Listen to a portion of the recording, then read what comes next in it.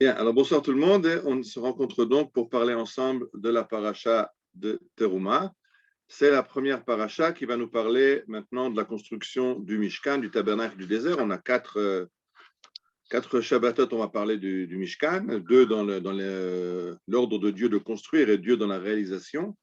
Alors on commence Teruma qui nous dit d'offrir des offrandes pour qu'il y ait de quoi construire ce Mishkan, ce tabernacle où Dieu va résider.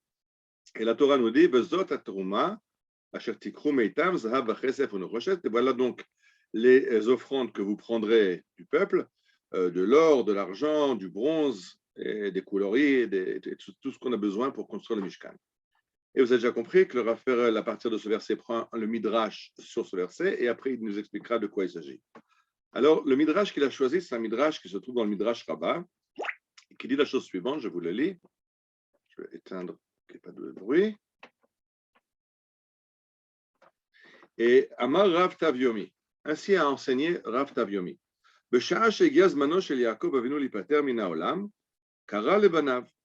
Quand le moment de Jacob est arrivé de quitter ce monde, il a réuni ses fils. Amar lahem, eyu yod'im shakadosh baruch hu atid lomar lebnechem la'asot mishkan, ela eyu kol tzrachav muchanim b'yadchem. Sachez que vous sortirez d'Égypte, puisque Jacob est décédé en Égypte, il parle à ses enfants en Égypte, on est encore avant l'esclavage, mais on est déjà en exil. Et Jacob apprend à ses fils que Dieu les sortira de l'esclavage, les sortira d'Égypte, les ramènera vers la terre d'Israël, et alors leur demandera de construire un tabernacle. Et leur dit Jacob, alors préparez-vous, ayez avec vous tout ce dont vous aurez besoin pour construire le Mishkan. Chez Neymar, comme Jacob dit dans le verset, Dieu sera avec vous. Demande le Midrash, Rabbi Tavyomi. Que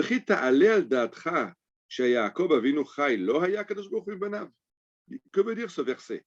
Dieu sera avec vous. Mais Dieu, il est déjà avec eux maintenant. Il n'a pas attendu de les sortir d'Égypte pour être avec les enfants d'Israël. Dieu est déjà avec eux depuis le départ. Et la Kach Amar Lemad, nous dit Rabbi Tavyomi, voilà comment il faut comprendre ce Midrash, ce verset. Atid hulomar lachem, dans un futur, il vous dira, Ve'asuli migdash, faites-moi un tabernacle pour que je puisse être avec vous. Comme il est dit dans la paracha de cette semaine, ils me feront un sanctuaire et je résiderai parmi eux. Et alors, il y a des enfants de Yaakov qui ont commencé à se préparer à ce Mikdash, ce sanctuaire qui sera construit dans un futur absolument indéfini. On ne sait pas si dans 10 ans, dans un siècle, dans 2 siècles. Je rappelle que d'après la tradition, on a deux datations. Une qui dit que l'esclavage d'Égypte a duré 210 ans, l'autre qui parle de 430 ans. En tout cas, il s'agit au moins de 2 à 4 siècles après le décès de Yaakov. Alors, dit le Midrash, Yesh mem shitkinu asam lidvarim, ils sont déjà préparés à construire ce sanctuaire, et certains ont oublié.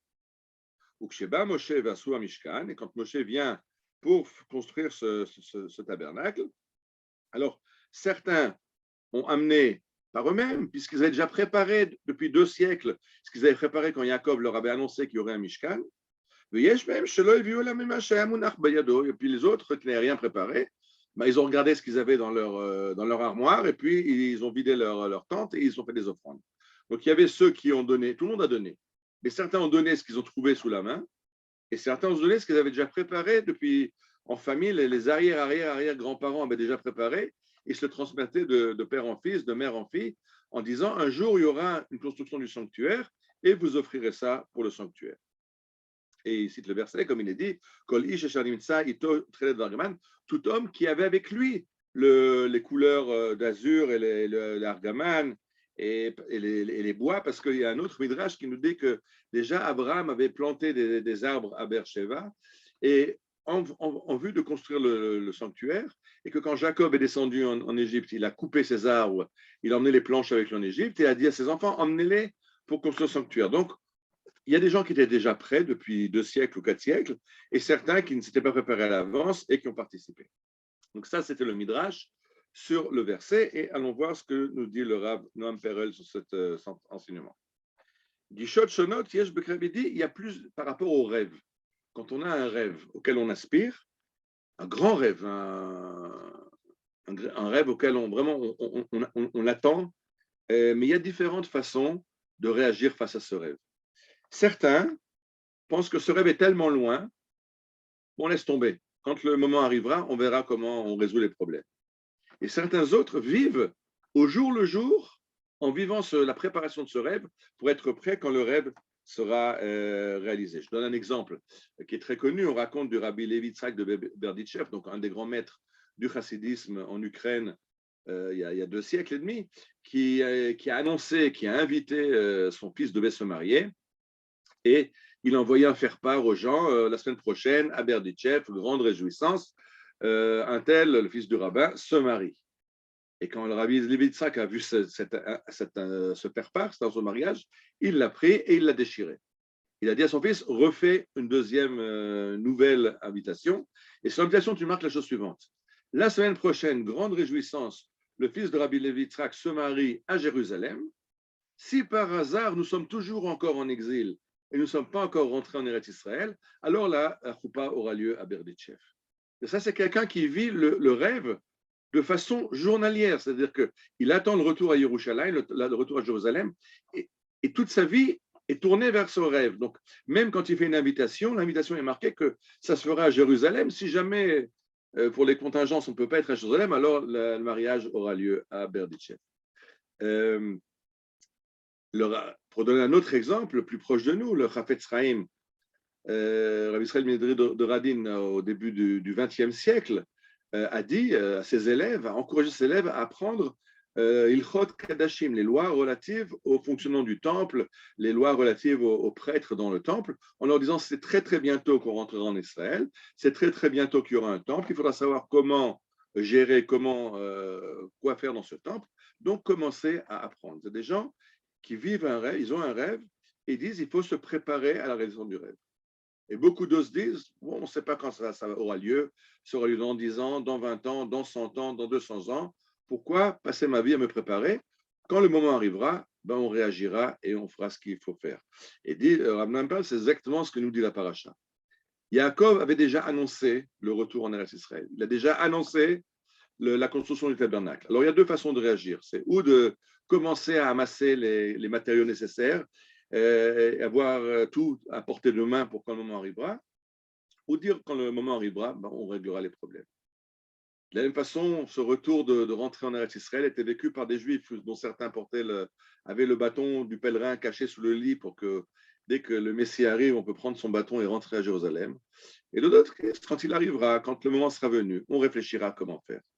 Alors je pense que c'est très important parce que c'est la paracha de Teruma qui nous parle de la construction du Mishkan. Et on est rentré en Eretz Israël après un exil assez long.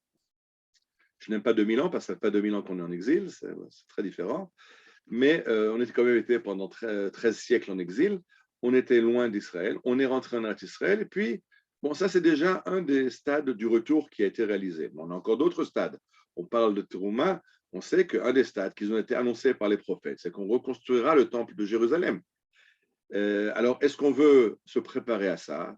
Et aujourd'hui, c'est quelque chose qui est d'actualité parce qu'il y a énormément de Juifs qui veulent monter sur le monde du temple, commencer à développer le lien avec le monde du temple. On fait des maquettes, on enseigne ça aux élèves dans les écoles, on visite le musée du temple. Est-ce qu'on veut se préparer ou est-ce qu'on vit notre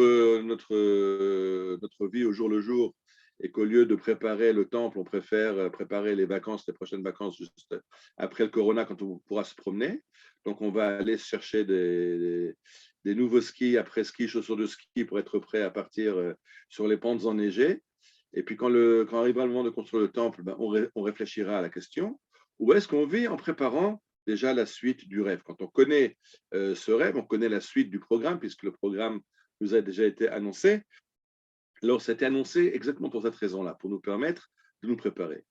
Mais c'est à chacun qu'il appartient de décider est-ce qu'il veut être parmi ceux qui se préparent à la réalisation et vivre une vie qui est entièrement tournée vers la réalisation du rêve, ou est-ce qu'on veut vivre une vie tranquille, pépère dans notre coin, et puis quand les choses arriveront, ben, alors on réfléchira comment se joindre. C'est très important de comprendre que dans la paracha de Trouma, tout le monde va donner.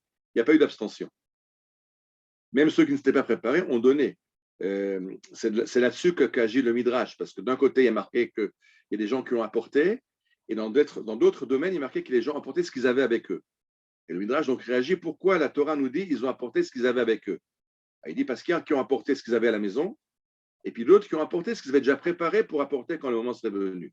Donc tout le monde va donner, tout le monde va participer, mais il y a une différence de participation entre quelqu'un qui a participé ad hoc au moment où les choses arrivent, ou celui dont toute la vie est tournée vers la réalisation du rêve et essaye de faire tout ce qu'il peut pour avancer sa réalisation.